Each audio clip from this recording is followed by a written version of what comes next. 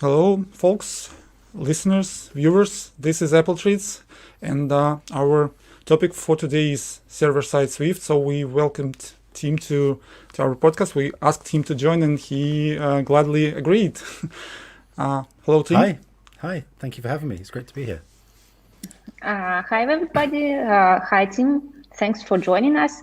So, first, can you give us some insights of our organization and tell what is server-side working group? Cool. So the SSWG, or the Swift Server Working Group, is basically a committee or steering group that's designed to further the interests of Swift on the server amongst the Swift language. So we have members on the board, on the working group from Vapor, from Amazon, from MongoDB, from Apple, and I'm probably forgetting someone, but I think that's it, who basically meet every 2 weeks, and we discuss what is going on with server-side Swift and what the gaps are and how we can best fill them.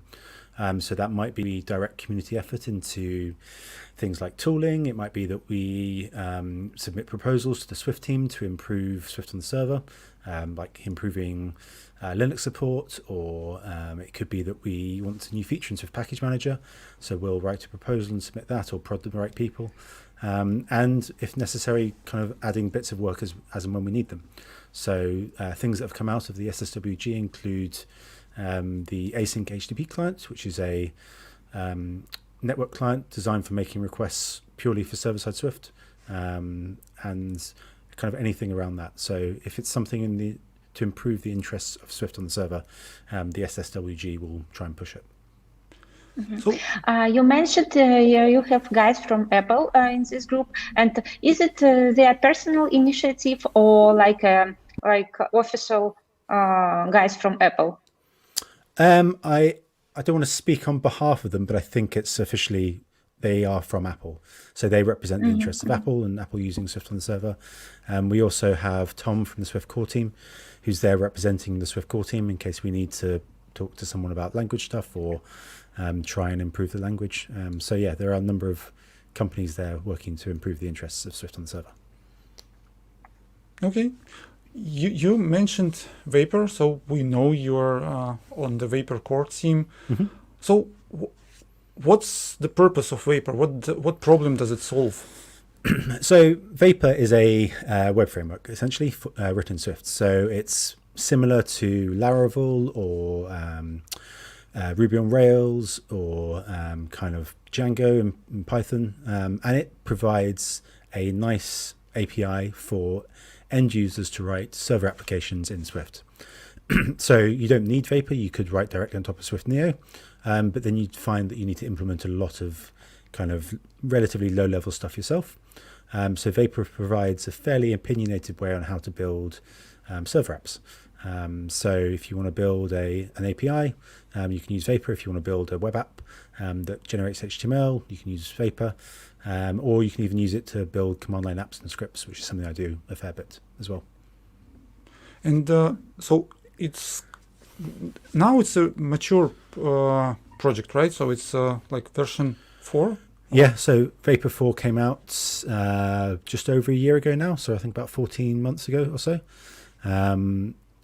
Vapor was originally started in February 2016, I want to say. I think it's 2016. So yeah, we're like 5 and a bit years now.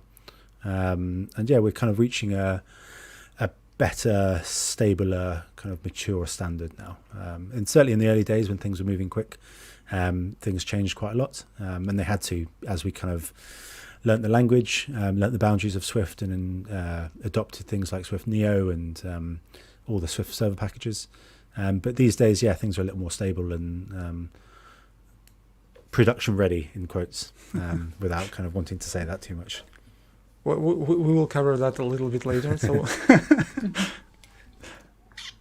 Cool. And can you compare Vapor to similar solutions, frameworks in Swift? So there are a number of other Swift web frameworks. So I mentioned Swift Neo. Swift Neo is a very low-level framework. It's not really designed as a web framework. It's more designed as like a low-level IO framework, but there are a few other Swift server frameworks that sit on top of it. So another one is Smoke from Amazon. So Amazon Prime Video use this to power a number of different services within Prime Video. There's also another one called Hummingbird, written by a guy called Alan Fowler, who also manages the third-party AWS SDK. And there are a few others popping up around now as well. So now that Async Await is kind of starting to land, there seems to be a bit more interest in server-side Swift, and we're seeing a few other frameworks pop up, which is really cool to see. So yeah, it's great that the more the merrier, frankly. Do just out of curiosity, I mean, like a couple of years ago, it was like Vapor and Kitura. Mm-hmm. Now the Kitura is out of business, let's put it that way. Or does it still like being developed when IBM dropped the support? So Kitura is still going, last time I checked. So it's been picked up by a few of the community members, and they're basically keeping the maintenance up and keeping it alive. I haven't looked into it recently, but last time I checked, there are still a few core maintainers trying to keep it going, and I hope it goes well. I really hope that we have another big framework, because it is fairly widely used, Kitura. It's all the different frameworks have their own kind of paradigms and ways of doing things, so they are slightly opinionated in one way and other ways. So Vapor, for instance, is very much opinionated in how you should write your code, and also it provides everything that you could need for the most part to build your applications. Something like Hummingbird is very lightweight, and it only provides the things that you need, and you have to put in any extras that you might need instead of them being provided for you. But the way you write your code is fairly similar to Vapor. And then something like Swift is very, very different. It has its own kind of ways of doing things. So a lot of it is really just personal preference. Basically try them out and see which one you like. Mm-hmm. And what, from your point of view, is more like successful, Kotlin server side or Swift server side? Kotlin is pretty popular, becomes in Java community. Mm-hmm. Yeah, so basically Kotlin and Swift are both fairly modern, fairly new languages that are designed to solve a number of common user errors. So things like optionals are a feature in both Kotlin and Swift. Kotlin, I don't have the authority to speak on Kotlin on the server too much because I've never really used it and I'm not really part of that ecosystem. However, I will say that from my understanding, it's not as popular as server-side Swift if you're doing pure Kotlin. So Kotlin's great because you can write Kotlin and you can interrupt with the JVM and Java frameworks. Mm-hmm. So you can write Kotlin and use Spring Boot, and you can use all the existing Java ecosystem, which is fantastic because it means that you have a ecosystem there ready to go, all the packages that you might want, which is something that Swift has had to solve on its own. So, for instance, the community have had to write their own AWS SDK. They've had to write their own MySQL drivers and Postgres, etc., etc. Whereas Kotlin can just use the Java ones. The flip side of that, of course, is that if you're writing a Kotlin server-side app, you generally have to use Java somewhere, even if it's some of your dependencies, which means that then you need to have a JVM, which means that then you have to have a lot of memory. So one of the benefits of things like Swift is that you can write very lightweight, performance, small apps that have a very small memory footprint.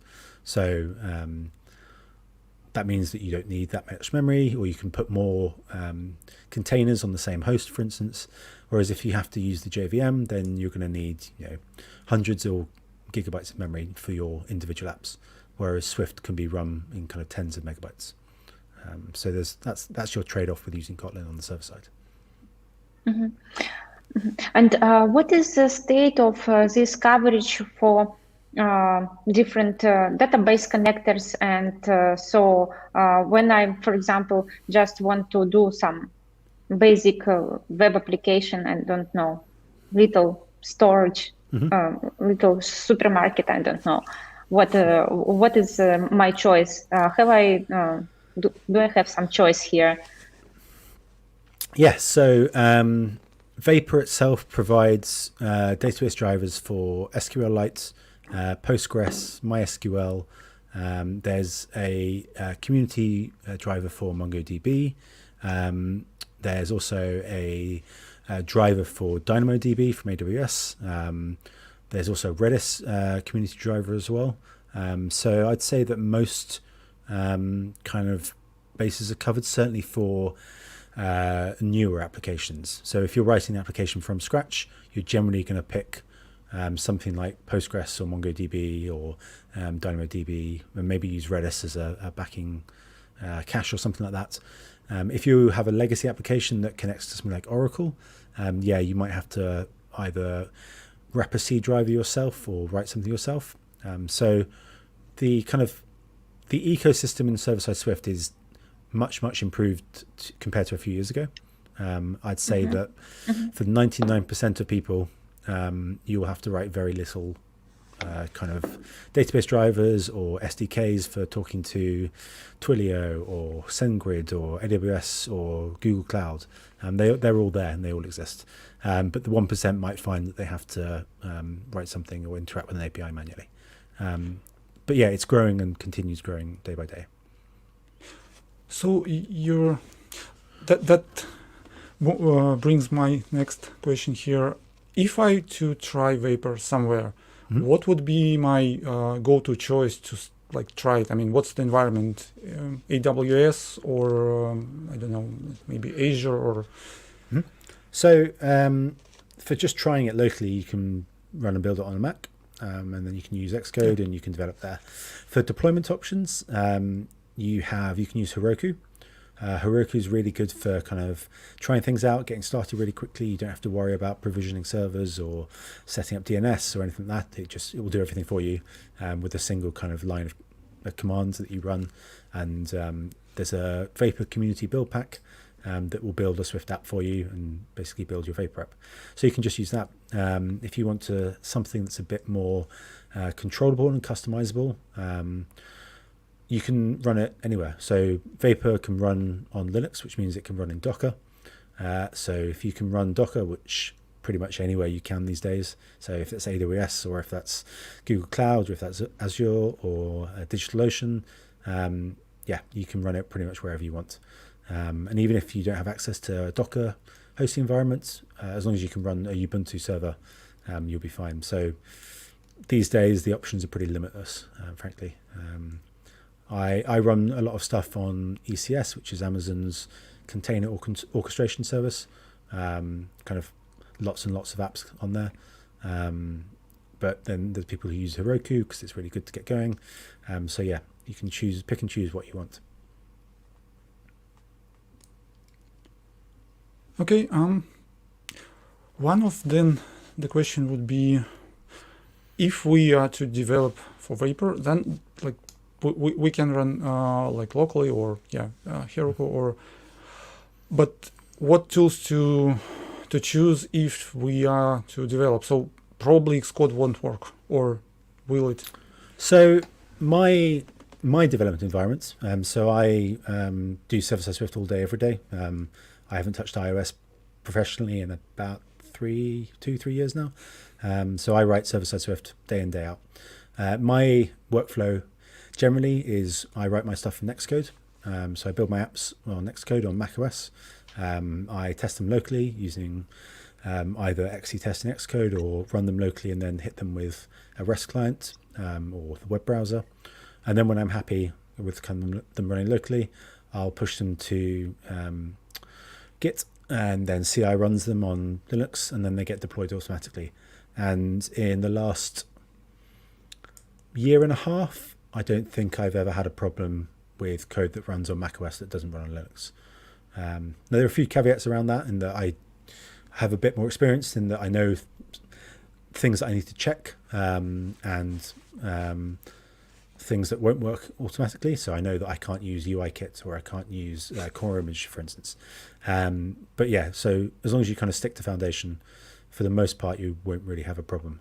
And if you run your test on Linux, of course, then you'll catch your problems early before you ship your apps. Do you know anything?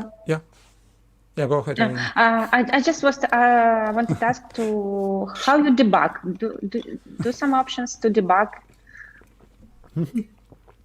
So debugging is the same as a macOS or iOS app. I set breakpoints in Xcode. I can use LLDB and print them out, and it works the same as any other app. So you can inspect like the request body, you can inspect the headers, you can step through into functions, and you can print out your responses and inspect them all fine. So that's how I debug. You mentioned that the Xcode works okay for like last year probably. Do you see that some of the issues which were with like debugging Vapor or like even creating Vapor apps in Xcode were fixed specifically, or it's just like Xcode getting better?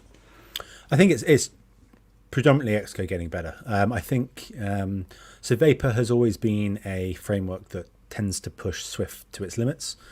So we've always have a habit of breaking the compiler. Certainly in the early betas, we like to try and push the compiler as much as possible, whether that's using property wrappers or generics or kind of anything like that. And certainly before Swift UI came out, things could get quite difficult to debug. You get like weird error messages, like the expression is too complex to compile, or this is ambiguous kind of thing. Since Swift UI has been released, there's obviously been a lot of effort put into Xcode and into LLDB and the Swift compiler to ensure that error messages are a lot better, to ensure things that work, to ensure things that are heavily nested work. And that all benefits Swift on the server because currently things generally tend to be fairly heavily nested because of futures. We tend to use property wrappers a lot. We tend to use a lot of generics because of futures again. But yeah, so things are definitely getting better, and that's because of the compiler rather than anything specific for server-side Swift. And speaking again for the development tools, for those who would prefer development under Linux, do you have any recommended setup there, or? Yeah, so I actually did an experiment the week before WWDC this year, where I shut Xcode and wrote my daily job stuff in Visual Studio Code for a week. So one of the goals of the SSWG this year is to improve the tooling around for the whole ecosystem. So that means improving the tooling for people who use Linux, for the people who don't have macOS, for people who are building on Windows. And so I wanted to kind of see just how it is, because it's been several years since I've looked into it, and so I tried using Visual Studio Code exclusively for a week, and it was actually pretty good. So things like SourceKit and LLDB will work pretty well. So you can, once you've set up your environment, we have some docs on the SSWG guides for setting up Visual Studio Code and a development environment, although the docs definitely need some improvements. You'll find that code completion works, you'll find that building works, you'll find that debugging works. You can just set breakpoints in Visual Studio Code and it all kind of works. The one area that I did have problems with was around testing. So I could run my tests from the command line very easily. I could run my tests from an action to trigger the command line very easily, but trying to use the integrated test explorer, I couldn't get that to work. So that's something that we'll be looking at this year to improve that. But yeah, if you don't have macOS or you want to try something else, definitely try Visual Studio Code or Atom or Sublime Text. Basically anything that can integrate with SourceKit. You'll find, or the SourceKit LSP, you'll find that code completion works, LLDB works, and it's actually pretty good. What I'm here, I mean, like it's it's something like making me like be warm from inside. Like everything works, something like, and when the SourceKit LSP was announced, it was like kind of like, wow, something is in early stages, and now you're basically saying that you can do the whole process on Linux using like non-Apple operating system with the Apple's language and like non-Apple's IDE, and everything works. Like, wow. Yeah, I mean, it's not perfect. There's definitely a few like rough edges. I definitely had to restart Visual Studio Code a few times throughout the week. But yeah, like I was surprised at how well it did work and how well code completion worked. So, I mean, as far as I understand, Xcode uses SourceKit as well. It doesn't use the SourceKit LSP, but it uses SourceKit, which means that you'll get the same kind of SourceKit build on your Visual Studio Code if you're running on Linux or anything, and we'll be able to make it work. So yeah, it shouldn't be that surprising, I guess, but it is kind of quite nice that it did work and it was as good as it was. And hopefully over the next kind of 6 months, throughout the rest of the year, as the community push more tooling and more better tooling, and the SSWG find better areas that we can improve the tooling, we'll just see that get better and better. I'd love to find that the best environment for developing Swift is the environment that you want rather than just Xcode. I think that'd be a really good goal for us to have. Right. Well, we will have a question on the Swift features a little bit later. But before that, you mentioned we were talking about the AWS and support for Swift there. I have a couple of questions here, mostly because I hear a lot on AWS as a kind of go-to source if you want to have serverless or something your server running entirely on the AWS platform. So AWS Lambda now has support for Swift. It's kind of they don't mention that on the website, but it does have support for Swift and it seems to be working. But can you do everything in Swift there? I mean, AWS has DynamoDB or Aurora or I don't know, notification service like SNS or something. Does it have all the proper integrations there? Can I do everything with Swift, or I will need to do a lot of manual calling of web services or something? So Swift is supported on AWS Lambda. There is a Swift server AWS Lambda runtime. And it's important to kind of separate that out from kind of interacting with the rest of AWS. They are different, separate things. So Lambda is a version of compute. So you can run your request handlers in Lambda or kind of any kind of event-based code. So I use AWS Lambda for some professional in production stuff. I tend to use it for event-based processing. So for instance, it could be managing a S3 upload notification. So a user uploads a big file to S3, and then we do some kind of transcoding on the file using a Lambda in Swift, and that all works. In terms of calling other AWS services, there is an awesome third-party SDK called Soto that is automatically generated using templates, and it's based off the Go SDK. So it supports every single AWS service out there.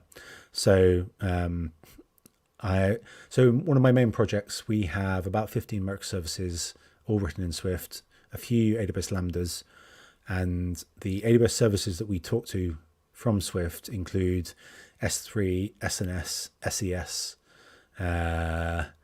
Route 53, trying to think what else we talked to. We talked to several different EventBridge, DynamoDB, RDS. So yeah, it's very easy, and you can run all that in Lambda as well. So talking to anything in AWS is easy and doable. So your every answer is very inspirational. Everything works, everything's perfect, everything is covered. So do you have something in the roadmap or something to improve? So yeah, generally speaking, things are very, very good for the state of server-side Swift. I'm obviously very biased, but as someone who uses it day in, day out, I've kind of found it to be really, really good, really, really stable. There's a few things that we'd love to be improved overall, but generally things are very good. In terms of the coming roadmap, Async await is obviously the big one. So Async await will be landing in Swift 5.5 in some point this year, hopefully September time, and that will be a big paradigm change for the language itself. It will affect a lot of people writing iOS code, but it will affect people writing server code dramatically. On iOS, you might be making a few network requests. You might have making requests to get a list or making requests to get an image, and those will be asynchronous. On the server, everything is asynchronous. So dealing with third-party APIs, dealing with databases, they're all asynchronous. So certainly if you write Vapor, you'll find that you have to learn to handle futures correctly. And it can be a bit of a learning curve. So when async await lands in Swift 5.5, Vapor will support async await. We will support it in Vapor 4, hopefully, as long as nothing changes going forward. There's already a branch of Vapor that you can try out the async await integrations. And this will mean that instead of having like the pyramid of doom with all your different futures, you can just write await on your asynchronous function calls, and you'll flatten all your code. And that will be a big change for everyone on the server. It will make life a lot easier writing code. It will make things like looping through an asynchronous function really easy, rather than having to write recursive functions. It will make some code possible that was really very difficult to write before. So I'm really looking forward to async await and how that's going to affect the server ecosystem.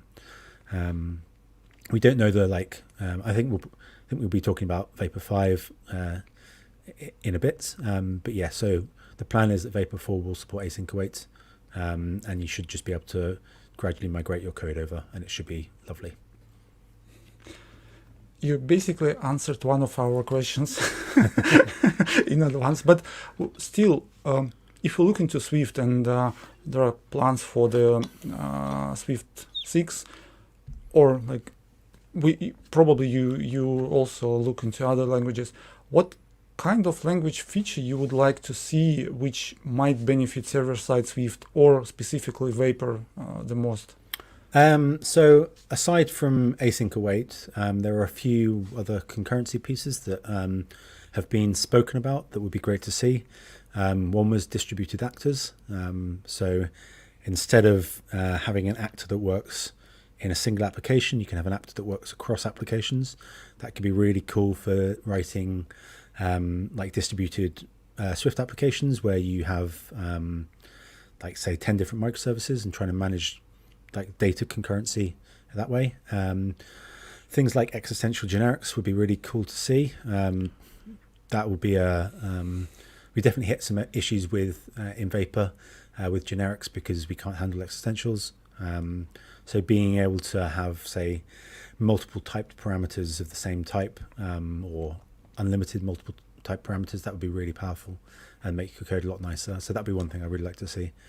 And then, yeah, in terms of other language features, better tooling, Swift Package Manager supports.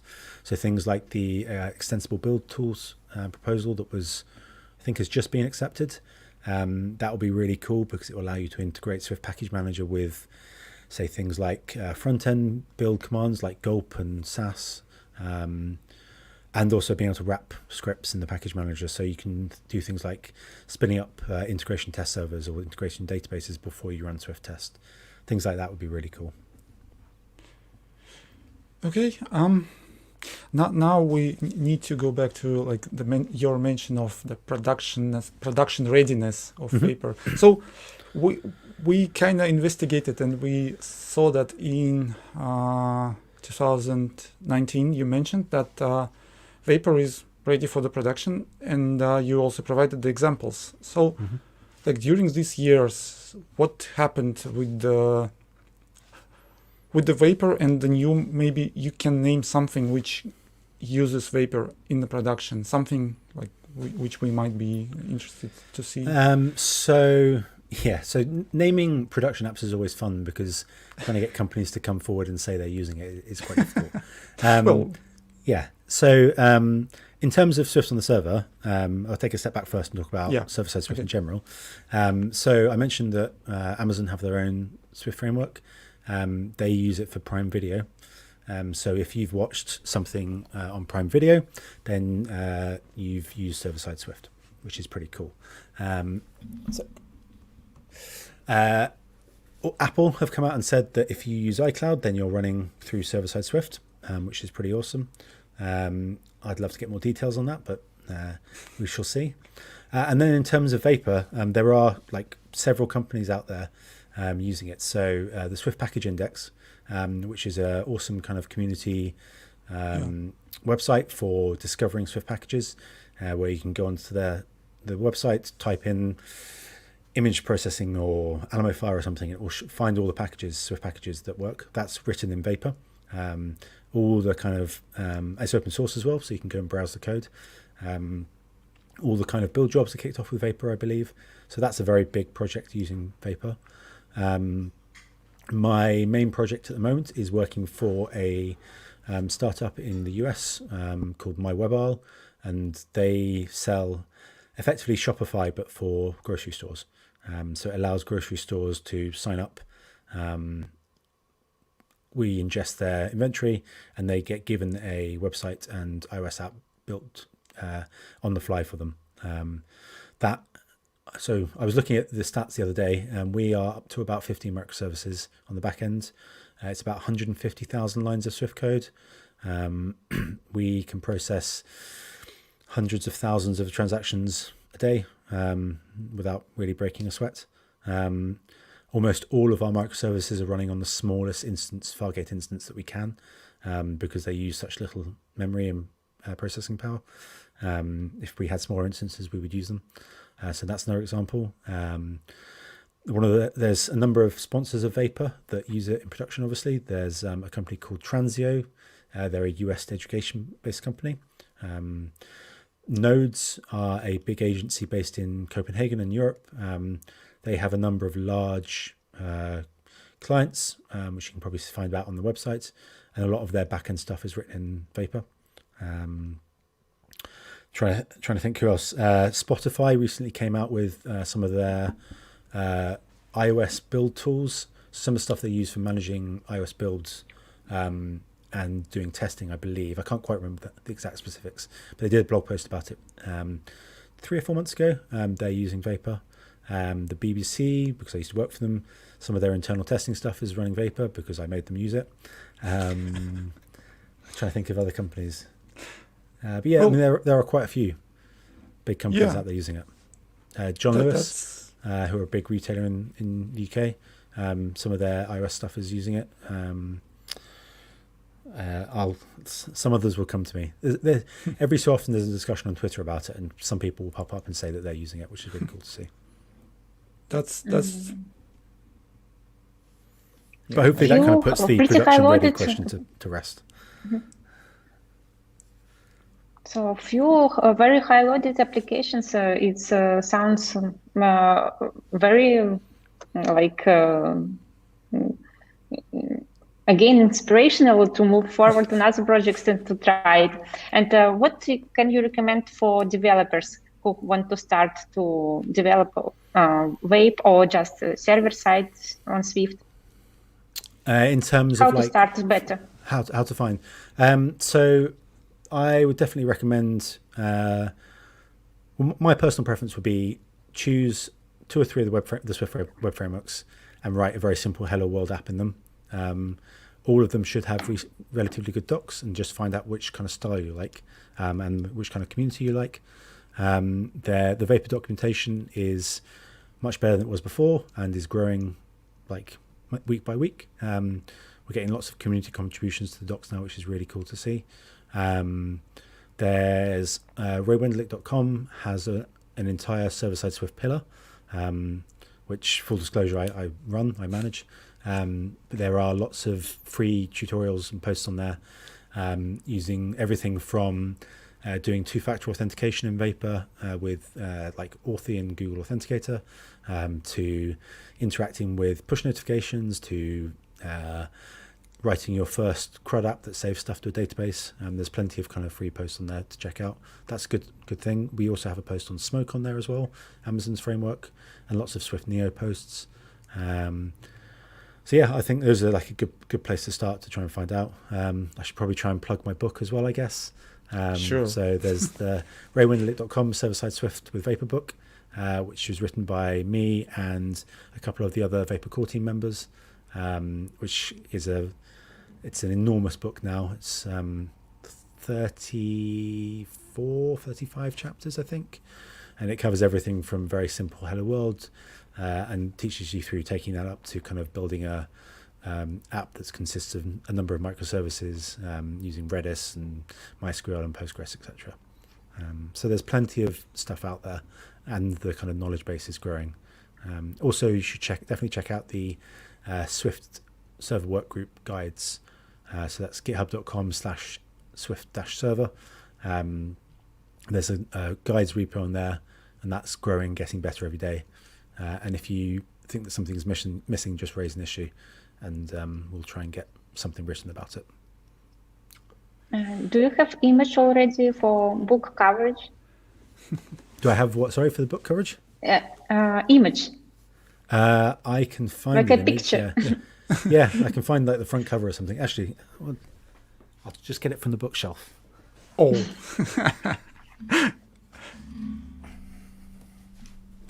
So that there is the book. Wow. You can see it's a pretty thick book. That's the second edition. The third edition has just gone to print, but it's available on railroadlook.com as a digital download. And if you buy the digital copy, you get free updates for life. So it might be better. we will add the link to the show description for sure. And well, one question is not on the server side, Swift or Vapor. So, like, what do you do apart from making Swift available everywhere? What's your hobbies? Oh, my hobbies personally. In outside of actually writing Swift, which takes up a significant chunk of my life, I have a number of pets that keep me very busy. So I have a dog who probably will wander in and out of the stream if you haven't seen him already, and 2 cats. They keep me busy. I like making pizza and fresh sourdough pizza from scratch. So I've got a sourdough starter that's like 1.5 years old now, and I generally tend to make pizzas every week using a pizza oven. That's really cool. And I spend a lot of time in the garden. So we built over lockdown this year, and towards the end of last year, we built a very large greenhouse. So I put some pictures on Twitter of that. And then we have a kind of vegetable patch in the garden that we grow a load of our own food. And I like to build Lego as well. So I'm currently building the UCS Millennium Falcon, which is That one. that one. That's there. a big one. Yeah, 7,500 pieces. So I built it before once, and then the cat climbed over it and broke it several times, so I've had to rebuild it. And I'm just getting into 3D printing as well, so that keeps me busy. Right. Wow, that's an amazing set of hobbies. I would say, like, yeah, It's a everything. wide-ranging set of holidays. Yeah. Yeah. Not just Swift on the servers, right? Okay. We have one question actually, and I would like to ask this question to you. So, how do you think can Async await replace all the reactive libraries out there? So I don't think so completely.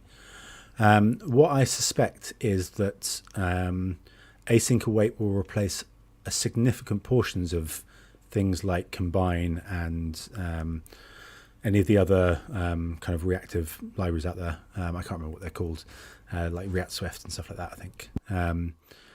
But I don't think they will replace all of the kind of code in there. So things like Combine have got concepts of like back pressure, and doing that with async await isn't completely possible from my understanding when I've looked into it. So what I suspect will happen is that things like Combine and all the other libraries will end up kind of porting a lot of their paradigms over to using async await, and then they'll be used for their specific reactive kind of coding. So things like binding and Swift UI, that's not gonna. You still need to be able to write reactive code. Whether it uses futures or whether it uses async await is entirely it doesn't really matter, frankly. You still need to write reactive programming.